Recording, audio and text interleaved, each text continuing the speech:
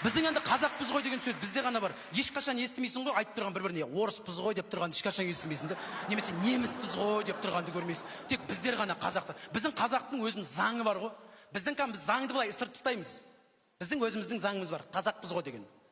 Қазақпыз ғой деген заңымыз бар. Любой жерге үй салып аламыз біздер конкретно.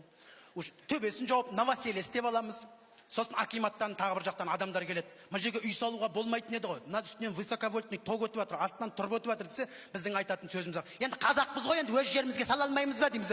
Ол ананың астында не бар, біздің шаруамыз жоқ. Өзіміздің заңымыз бар да, біздің қазақпыз ғой деген керемет. Сосын біз қазақтар ғана біз бүйтеміз. Садиктен баланы алып кетуге барған кезде бір басқа ұлттар сұрап жатады. Что сегодня сделали? Что сегодня видела дейді. Біз қазақтар сұраймыз. Не жедіңдер бүгін дейміз деп. Бір бала бір аш секілді бар ғой, бір садикке бір кәдімгі бір біз тамақ ішу үшін жіберетін секілдіміз. Не жедің дейді. Екінші күн барып сұрайсың, не жедің? Үшінші күн барып сұрайсың, не жедің? Төртінші күн ана бала өзі шығып тұрады. Бүгін котлет пен макарон жедік деп. Біздің қазақтың балдары содан кейін шығар деп ойлаймын да. Никогда істегенін айтпайды, жегенін айтып жүреді да біз. Сосын мына қазіргі балдарды мен таңғалатын, тамақ ішкізген кезде қасық ұстап аламыз да артынан қуамыз да жүреміз. Енді бір қасық жеп қойшы болды, бір қасық жеп қойшы. Ана бала аузын жауып алып, жемеймін деді. Ой, біз бала кезде соны армандадық қой былай қарасаң.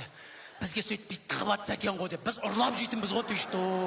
Біз кішкентайымызда екен ұрлап жейтінбіз ғой. Біз сөйтіп өстік бар ғой. Біз дастарханның үстіндегі бізде тек просто ғана қоя салатын. Қалғанын бәрін біз ұрлап жейтін. Сандықтың арттарын біз ашып қойып жейтінбіз бар ғой. До того степени сандықтарды, шифонерлердің артындағы шуруптарын бұрап алып қайтадан орнына салып қойған кезде заводтан өздері білмей қалатын деп, заводскойдан. Не деген кәдімгідей бізде мастер болдық бар ғой біздер. Біз қазақпыз ғой деген сөздің астарында жақсы нәрсесі бар екен. Біз қазақпыз деп бір-бірімізді көтеріп жүрік. Егер біз қазақпыз ғой деген болмағанда, ол да біз бәлкім дамуымыздың өзіне, осы сөздің өзі әсер етіп жатыр да, қазақпыз ғой деп ана жерден ананы алып кетеміз. Ойбай, қазақпыз ғой деп ананы алып кетеміз. Сен қазақсың ба? Даже қазақпыз ғой деп өзіміздің қазақ екенімізді есімізге түсіріп қоямыз даже бар ғой. Біз қазақ екенбіз ғой, оказывается. Иә, қазақ екенбіз ғой. Мына Европада неге кризис көп? Неге демонстрация? Көшеде улайып, шулайды да жатады әйтеуір. Өйткені олар өздерінен де бар. Бір үйді салама 100 жылға гарантиямен салып тастайды. 100 жылға. Сосын ана строительдер не істерін білмей жүреді. Шулап, не істейміз біз? Қайда бізге ақша деп. Біздің Қазақстанда молодцы, жұмыссыздықпен күресіп жатыр ғой бізде. Бізде бір үйді салып бола ма? Уж келесі жыл бізде капитальный ремонт басталып жатады уже. Бізде уже төбелер ұшып атады, шипырлар уже, есіктер құлап атады уже. Біз пока уже даже не то что салып бітпей уже. Соңғы подъездге келіп атағанда біз бірінші подъездің есіктері құлап атады бізде. Біз специально, чтобы аналар жұмыссыз жүрмесін, строительдер деп бар ғой.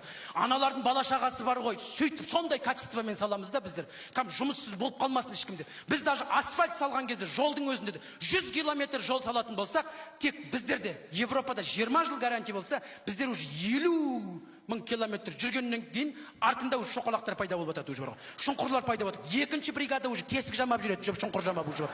Не деген біз қазақтар ғана сондаймыз да. Бізде мысалы үшін әдейі жұмыссыз жүрмесін дейміз. Асфальт төсейміз біз бірінші қаланың ішінде, любой жерде. Содан кейін барып айтамыз. Мына аста тұрба салу керек екен ғой дейміз.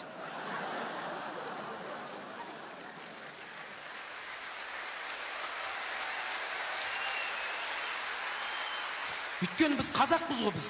Біз білеміз ананаста тұрба салып, бетіне асфальт төсеу керек екен. Чтобы жұмыс болсын дейміз да біз. Асфальтты алып тастаймыз. Тұрба саламыз, темірден сықиып тұрып, бетін қайтадан жауып тастаймыз. Сосын бір білгіш келіп айтады. Темір тұрба шіріп кетеді, пластиковый салу керек дейді. Ой, дейміз, қайтадан алып тастаймыз. Асфальт бізге проблема жоқ бізде. Пластиковый саламыз, қайтадан жауып тастаймыз. Тағы бір айтады, металлопластик салу керек дейді. Қайтадан алып тастайды, қайтадан салып тастайды.